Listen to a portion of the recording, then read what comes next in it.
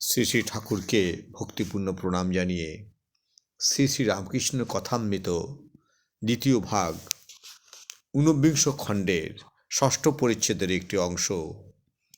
শ্রীরামকৃষ্ণের সব কামনা ত্যাগ, কেবল ভক্তি কামনা। শ্রীরামকৃষ্ণ নারদকে রাম বললেন, তুমি আমার কাছে কিছু বর নাও। নারদ বললেন, রাম, আমার আর কি বাকি আছে, কি বর লব? তবে যদি একান্ত বর দিবে, এই বর দাও, যেন তোমার পাদপদ্মে শুদ্ধা ভক্তি থাকে, আর যেন তোমার ভুবনমোহিনী মায়ায় মুগ্ধ না হই। রাম বললেন, নারদ, আর কিছু বর লও।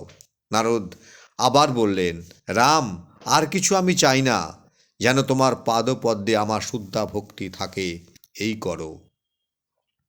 আমি মার কাছে প্রার্থনা করেছিলাম, বলেছিলাম, মা, আমি লোকমান্য চাই না, মা অষ্টসিদ্ধি চাই না, মা, ও মা, শতসিদ্ধি চাই না, মা দেহসুখ চাই না, মা কেবল এই করো, যেন তোমার পাদপদ্মে শুদ্ধা ভক্তি হয়। মা আধ্যাত্মে আছে।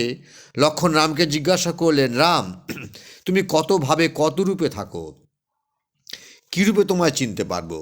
রাম বললেন, ভাই, একটা কথা জেনে রাখো, যেখানে উর্জিতা ভক্তি, সেখানে নিশ্চয়ই আমি আছি। উর্জিতা ভক্তিতে হাসে, কাঁদে, নাচে, গায়। যদি কারো এরূপ ভক্তি হয়, নিশ্চয়ই যেন ঈশ্বর সেখানে স্বয়ং বর্তমান। চৈতন্যদেবের ঐরূপ হয়েছিল। ভক্তেরা অবাক হইয়া শুনিতে লাগিলেন। দৈববাণীর ন্যায় এই সকল কথা শুনিতেছিলেন। কেহ ভাবিতেছেন, ঠাকুর বলিতেছেন, প্রেমে হাসে, কাঁদে, নাচে, গায়। কিন্তু শুধু চৈতন্যদেবের অবস্থা নয়, ঠাকুরের তো এই অবস্থা। তবে কি এইখানে স্বয়ং ঈশ্বর সাক্ষাৎ বর্তমান? ঠাকুরের অমৃতময় কথা চলিতেছে, নিবৃত্তি মাগের কথা।